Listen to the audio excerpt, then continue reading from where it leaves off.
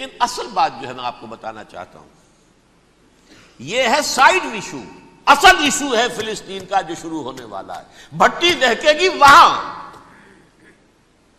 ظاہر بات ہے کہ اگر کوئی بہت بڑا اقدام ہو جاتا ہے فلسطینیوں کے خلاف، اور اگر واقعتاً مسجد اقصی اور قبۃ الصخرہ گرا دیے جاتے ہیں، جو طوفان اٹھے گا عالم عرب میں، یہ حسنی مبارک ہوں یا شاہ خالد ہوں یا کوئی اور ہوں، یہ نہیں روک سکتے اس طوفان کو.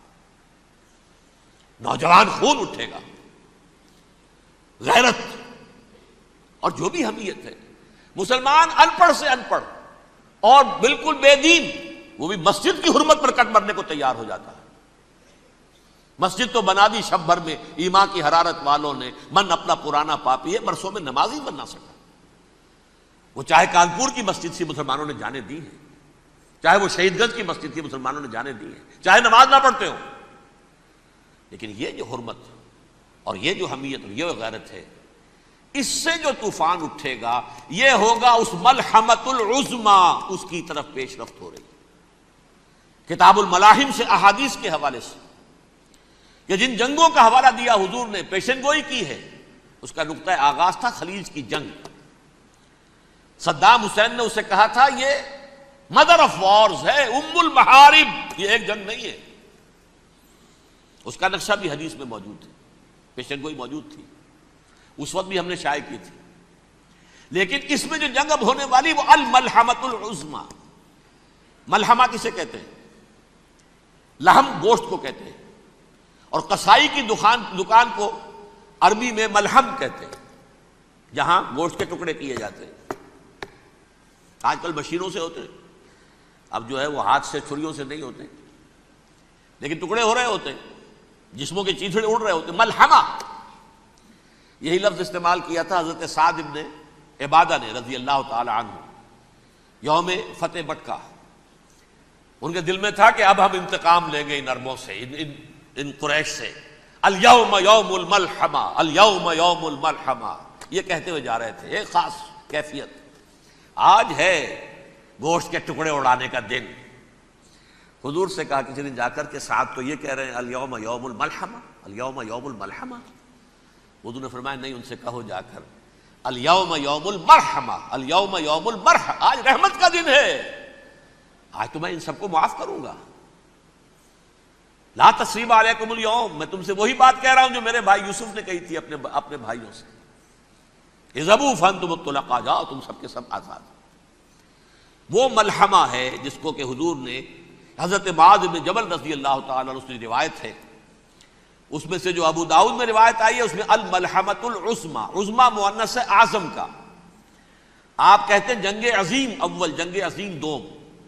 عظیم کا باپ ہو گیا اعظم، سب سے بڑا، اور اس کا مؤنث ہے سب سے بڑی، عظما. الملحمۃ العظما، سب سے بڑی لڑائی. میرے نزدیک یہ وار کے معنی میں نہیں ہے، بیٹل کے معنی میں. انگریزی میں یہ دو لفظ علیحدہ ہیں، وار، بیٹل. وار سالوں کو محیط ہوتی ہے، بیٹل کسی ایک خاص جگہ پر جو لڑائی ہوتی ہے اس کو کہتے ہیں. حضور کے اور قریش کے درمیان 6 سالہ وار تھی، جنگ تھی. لیکن battles, battle of Uhud, battle of Badr, یہ بیٹلز تھی، لڑائیاں تھیں.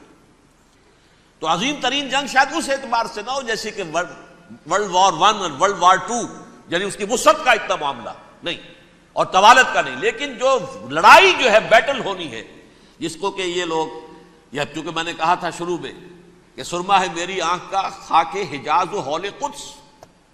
نیو ٹیسٹمنٹ کی آخری کتاب ہے the book of revelation, revelation of saint John. اس میں آرمگڈون کہا گیا ہے اسے. ہر مجدون، یہ عبرانی لفظ ہے. ہر کہتے ہیں اونچی جگہ کو، سطح مرتفع. مجدون میگیڈو، میگیڈو ایک وادی ہے، مرتفع، وادی مرتفع. یہ ہے واقع لبنان، اسرائیل اور شام کے درمیان جو ٹکڑا، جو ٹرائنگل بنتی ہے، یہ ہے. یہاں پر بڑی جنگ لڑی جائے گی، اور یہ جنگ جنگ صلیب ہوگی جو کہا ہے بش نے. یہ جنگ صلیب 2nd ملینیم شروع ہوئی تھی تو پہلی صلیبی جنگ ہوئی تھی. 3rd ملینیم شروع ہوا ہے، یہ 2nd صلیبی جنگ ہے، یہ کروسیڈ ہے. اور میں اس مرتبہ امریکہ گیا تھا تو پہلی مرتبہ مجھے وہاں ایک رسالہ ملا ٹرمپٹ نام کا.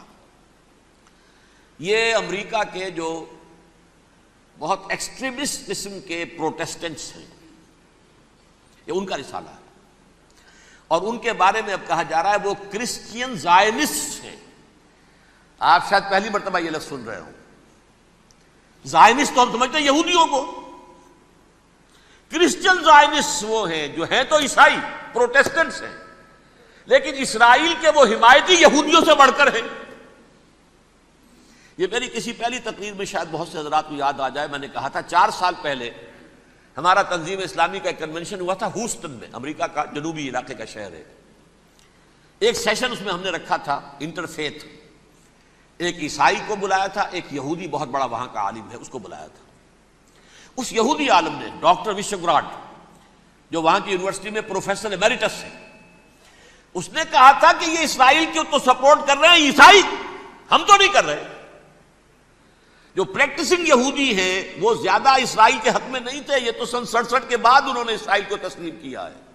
وہ تو منتظر تھے کہ ہمارا مسیحا آئے گا تو اس کی قیادت میں جنگ کریں گے، جیسے شیعہ منتظر تھے کہ مہدی موعود آئیں گے تو پھر ہم کچھ کریں گے۔ وہ امام خمینی نے کہا بھائی جب وہ آئیں گے آ جائیں گے، لیکن ہم کچھ راستہ کے لیے۔ زائنسٹ نے آگے بڑھ کر ریاست قائم کر لی، اور جب یروشلم پر بھی پورا قبضہ کر لیا تب جو ہے در حقیقت مذہبی یہودی جو ہے پھر انہوں نے اپنایا ہے، اون کیا ہے، اور نئے سیٹلمنٹس جو بھی بنے ہیں وہاں پر اسرائیل میں، اس میں اکثر و بیشتر مذہبی یہودی آیا، اور بروکلن کے علاقے سے سب سے بڑھ کر آئے ہیں، جو امریکہ میں نیو یارک کا ایک جنوبی علاقہ ہے، بہت بڑا یہودیوں کا بہت بڑا گڑھ ہے۔ نیو یارک کو جیو یارک بھی کہا جاتا ہے، وہ تو اصل میں مرکز جو ہے وہ تو یہودیوں کا ہے۔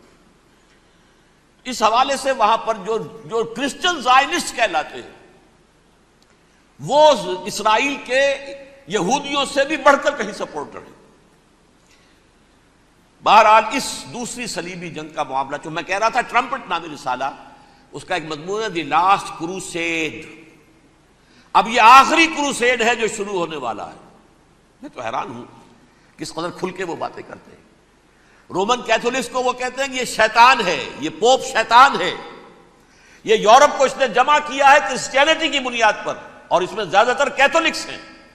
آپ کو معلوم ہے برطانیہ بڑی مشکل سے شامل ہوا ان کے ساتھ، اس لیے کہ وہ پروٹیسٹنٹ کا سردار تھا، ابھی پوری طرح نہیں ہے۔ یورپ جو ہے وہ رومن امپائر دوبارہ یہ کھڑی کر رہا ہے، اور در حقیقت یہ جو ہے یہودیوں سے بھی چھیننا چاہتے ہیں اسرائیل کو اور فلسطین کو، اور مسلمانوں سے بھی، اور یہ وہی کروسیڈ جو تھے اربن ثانی کے، اس کی تیاری کر رہے ہیں تاکہ وہاں پر عیسائی حکومت قائم ہو جائے، کیتھولکس کی، پوپ کی حکومت قائم ہو جائے، جیسے ایسٹ تیمور میں کر دی ہے۔ ایسٹ تیمور میں کون سی حکومت بنی ہے؟ رومن کیتھولک اسرائیل میں بنے، تاکہ یہ سارے مقامات مقدسہ جہاں اسرائیل پیدا ہوئے، حضرت مسیح پیدا ہوئے، بیت الحم کہاں ہے؟ وہی ہے کہ نہیں؟ جہاں سے ریزریکشن ہوا ان کے خیال میں وہ کہاں ہے؟ وہیں پر ہے کہ نہیں؟ بڑے بڑے گرجے ان کے وہی ہیں۔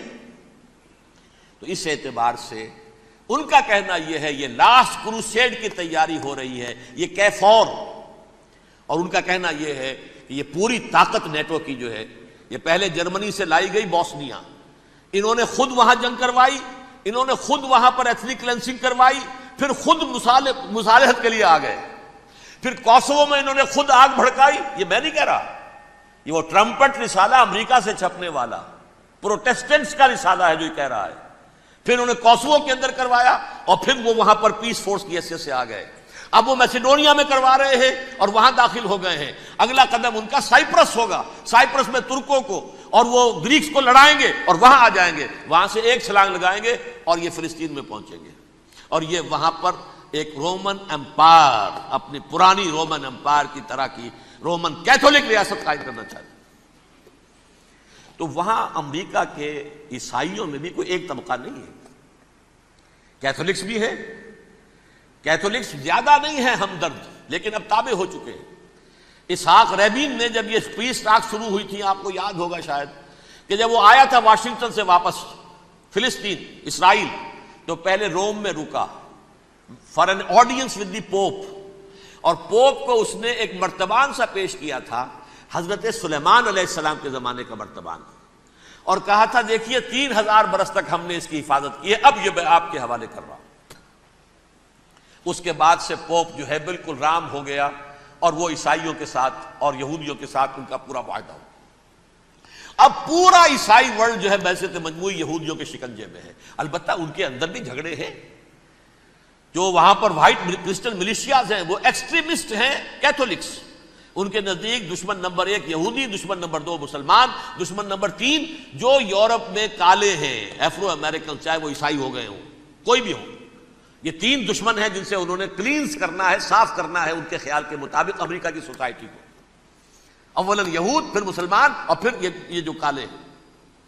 لیکن دوسری طرف پروٹیسٹنٹس کے اندر ایکسٹریمسٹ وہ ہیں جنہیں کہا جا رہا ہے یہ کرسچین زائنسٹ ہیں، یہ اسرائیل سے بڑھ کر سپورٹرز ہیں. بہرحال یہ اب جنگ ہوگی، اس کا نتیجہ کیا نکلے گا یہ تو اللہ ہی جانتا ہے. اب میں آخری بات کی طرف آ رہا ہوں. آخری نتیجہ تو جو بھی کچھ اپس اینڈ ڈاؤنز آئیں گے. تلک الایام نداولھا بین الناس. آخری نتیجہ ڈراپ سین وہ یہ ہوگا کہ اللہ کے دین کا بول بالا ہوگا اور پوری دنیا پر محمد کے لائے ہوئے دین صلی اللہ علیہ وسلم کی حکومت قائم ہوگی. وہ گویا قیامت کی تمہید ہوگی، اس کے بعد بس قیامت آئے گی. کیونکہ مقصد کائنات، تخلیق کائنات پورا ہو جائے گا. پوری مخلوقات کے اندر مقصد تخلیق، کلائمیکس آف کریشن محمد الرسول اللہ صلی اللہ علیہ وسلم. دین کی تکمیل محمد الرسول اللہ صلی اللہ علیہ وسلم. اور اس خلافت عرضی کے لیے جو حضرت آدم کو خلافت دی گئی تھی، جب اس میں وہ خلافت پوری دنیا پر قائم ہو جائے گی اس کا مقصد پورا ہو جائے گا. And that will be the beginning of the end. اس کے بعد قیامت ہے. آخری نتیجہ تو یہ نکلنا ہے. اس سے پہلے سزائیں ہمیں بھی مل رہی ہیں. اور یہاں میں کانٹے کی بات جو چھوڑ گیا تھا اس وقت بیان کر دوں. اللہ نے اس مغضوب علیہم قوم کو، اس ملعون قوم کو کیوں اب تک چھوٹ دیے رکھی؟ میں بتا چکا ہوں یہ بڑے عذاب کے مستحق ہو چکے تھے حضرت عیسیٰ علیہ السلام کے زمانے میں. چھوٹ دی ہے، ابھی تک ہے. بلکہ ایک مرتبہ ابھارا ہے. 1900 برس کے بعد ابھرے ہیں یہ. بالفور ڈیکلریشن 1917، سن 70 عیسوی کے بعد، تقریباً 1900 برس، 1850 برس تو ہے کم سے کم. پھر creation of Israel 1948، 1967 extension of Israel, یروشلم پر قبضہ. یہ سارا جو ہے کیوں ہے؟ اللہ تعالیٰ اس خیر امت محمد صلی اللہ علیہ وسلم، اس کے بہترین حصے کو سزا ان ملعونوں کے ہاتھوں دے رہا ہے. کیوں؟ جو جرم انہوں نے کیا تھا وہی ہم نے کیا. انہوں نے اللہ کی کتاب کو پیٹھ کے پیچھے پھینکا. نبذ فریق من الذین اوتوا الکتاب کتاب اللہ وراء ظہورہم. ہم نے اپنی پیٹھوں کے پیچھے پھینکا کہ نہیں؟ کولونیل رول سے آزاد ہوئے، کہیں اسلامی قانون نافذ کیا، کہیں اسلامی نظام قائم کیا. تو جو جرم ان کا تھا وہی ہمارا ہے. اور ہم خیر امت ہیں، اور ہمارے میں سے خیر ترین عرب ہیں. ان پر اللہ کا فضل، ان کی مادری زبان میں اللہ کی کتاب موجود ہے. پھر انہوں نے اللہ کے دین کو پیٹھ دکھائی. جو ملک آزاد ہوا کولونیل رول سے، یا اس نے قبلہ کر لیا اپنا ماسکو کی طرف، یا کر لیا واشنگٹن کی طرف. کسی نے مکے کو قبلہ بنایا. یہ بدترین سزا ہے. ویل للعرب من شر قد اقترب. اور ترمذی شریف میں تو یہاں تک روایت ہے، من اقتراب الساعۃ ہلاک العرب. قیامت کے قرب کی ایک نشانی یہ بھی ہوگی کہ عرب ہلاک ہو جائیں گے. ایک حدیث میں الفاظ آتے ہیں کہ حضور نے جب کہا یہ ہوگا یہ ہوگا یہ ہوگا، یہ بربادی آئے گی، تو کسی زوجہ محترمہ نام میں بھول رہا ہوں، انہوں نے پوچھا کہ عرب اس دن کہاں ہوں گے؟ فرمایا العرب یومئذ قلیل، بہت کم ہوں گے. آخری خاتمہ ہونا ہے یہود کا حضرت مسیح علیہ السلام کے ہاتھوں. وہ عذاب جو 2000 برس تک ان سے ٹلا رہا وہ آئے گا، اور ان کے رسول ہی کے ہاتھوں آئے گا. لیکن اس سے پہلے مسلمانوں پر یہ عذاب آ رہا ہے، ہولوکاسٹ کے درجے کا عذاب آ رہا ہے۔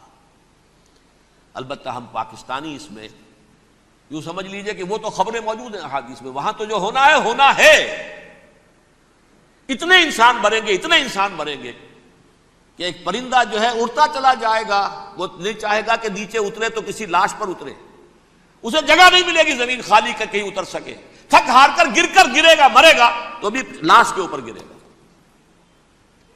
یہ الفاظ ہے حضور صلی اللہ علیہ وسلم، الملحمۃ العظمیٰ الملحمۃ الکبریٰ، یہ لاسٹ کروسیڈ ٹرمپٹ اخبار نے، میں اس کا فوٹو اسٹیٹ بھی کبھی آپ کو دکھا دوں، ویسے میرے ساتھ ہے وہ رسالہ ٹرمپٹ، دی لاسٹ کروسیڈ، اس کی تیاری ہو رہی ہے۔ وہ الملحمۃ العظمیٰ اور ملحمۃ الکبریٰ جو ہے وہ آنے والی ہے۔ ابن ماجہ میں اس کبریٰ کہا ہے، اکبر کا مؤنث کبریٰ، ملحمہ کبریٰ سب سے بڑی جنگ، اور ملحمہ عظمیٰ سب سے عظیم جنگ، یہ ہوگی اور بہت جلد ہوگی۔ اب آخری بات یہ عرض کر رہا ہوں، کریں کیا؟ کچھ کریں بھی کہ نہیں؟ پہلا کام تو یہ ہے کہ اصل زندگی آخرت کی زندگی ہے۔ دنیا میں تباہی بربادی آ بھی جائے، آخرت بچ جائے، پہلا کام یہ ہے کہ ہر شخص توبہ کرے، لیکن توبہ توبۃ نصوح، توبہ کی تسبیح نہیں، آیہ کریمہ کا ختم نہیں، لاکھ مرتبہ لا الہ الا انت سبحانک انی کنت، اس سے کچھ نہیں ہوتا۔ توبہ یہ ہے اپنی معاش کے اندر جھانکیے، اپنی معاشرت میں جھانکیے، جہاں جہاں اسلام کے خلاف کچھ نظر آئے پھینک دیجئے، نکال کر کاٹ دیجئے، بے پردگی ہے نکالیے، آپ کی کمائی میں کوئی حرام کا عنصر ہے ختم کیجئے، توبہ کیجئے، ابھی کیجئے، عملی توبہ۔ فرائض کی ادائیگی میں کوتاہی ہو رہی ہے، ابھی شروع کیجئے، اللہ کے دین کے غلبے کے لیے جد و جہد، ان صلاتی و نسکی و محیایا و مماتی للہ رب العالمین لا شریک لہ وبذالک امرت وانا اول المسلمین، بڑی ہے۔ اگر میرے اور آپ کے کیے کچھ نہ ہوا تب بھی کم سے کم میری اور آپ کی آخرت تو بچ جائے گی، عاقبت تو بن جائے گی۔ اخروی عذاب، سب سے بڑا عذاب، دائمی عذاب، اس سے ہم بچ جائیں۔ دوسرا کام ہے اجتماعی توبہ۔ اجتماعی توبہ کیسے ہوگی؟ یہ سلطنت خداداد پاکستان جو اللہ نے عطا کی تھی، اس میں اسلام کا نظام قائم اور اسلام کی شریعت نافذ کی جائے، اس کے لیے جد و جہد تن من دھن کے ساتھ لگ جانا، منظم جماعت بنا کر، اول تو تمام جماعتیں ایک متحدہ محاذ بنائیں اور آ جائیں میدان کے اندر۔ وہ صرف طالبان کی حمایت نہیں، اس ملک میں اللہ کے دین کو قائم کرنے کے لیے مثبت مقصد سامنے رکھے۔ بہرحال اس کے لیے کوششیں تو جتنی بھی ہو سکتی ہیں ہو رہی ہیں۔ میں کتنے عرصے سے یہ کہہ رہا ہوں، کاش کہ یہ دینی جماعتیں ساری کی ساری یہ پاور پالیٹکس سے پسپائی اختیار کر کے اور ایک مطالباتی تحریک، ایک مظاہراتی تحریک، ایک pressure movement, pressure group, resistance movement, دین کو نافذ کرو، حرام کی حرمت کو نافذ کرو،